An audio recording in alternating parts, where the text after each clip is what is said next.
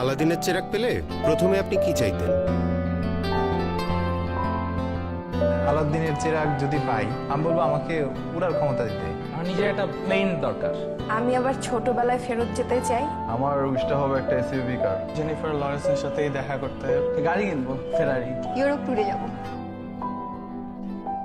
ঠিক একই প্রশ্ন আমরা আপনার মাকে জিজ্ঞাসা করেছিলাম। ল্যাপটপের স্পেস বারটি চাপলে দেখতে পাবেন তিনি কি চেয়েছেন। দত্তের কাছে আমি আমার ছেলের জন্য একটা ভালো মেয়ে চাবো। আমার ছেলেটা মানুষের মতো মানুষ হোক। বলতাম যে তোর ফার্স্ট চাওয়াটা কি, আমি দেখি আমার প্রদীপ দিয়ে তোর সেটা পূরণ হয় কিনা। চেরাগ পেলে চাওয়া হচ্ছে আমার সন্তান আমাদের সাথে মিলেমিশে সুন্দরভাবে থাকুক। ও খারাপটা বর্জন করো, ভালো কিছু শিখুক। আমার বাচ্চাদের একটা সুন্দর জীবন চাই। দেশের বড় একটা পজিশন আমি চাই, হয়তো বলতাম দত্তকে যে আমার ছেলেকে ওই পজিশনে বসাই দাও, এরকম জায়গায় নিয়ে দাও, আমি খুব হ্যাপি হব। আমার ছেলেদের কাছে আমার শুধু ওদের কাছে ভালোবাসা পাওয়া, মাকে শুধু ভালোবাসবে, অনেক ভালোবাসবে, অনেক মায়া করবে, মাকে বুঝতে পারবে।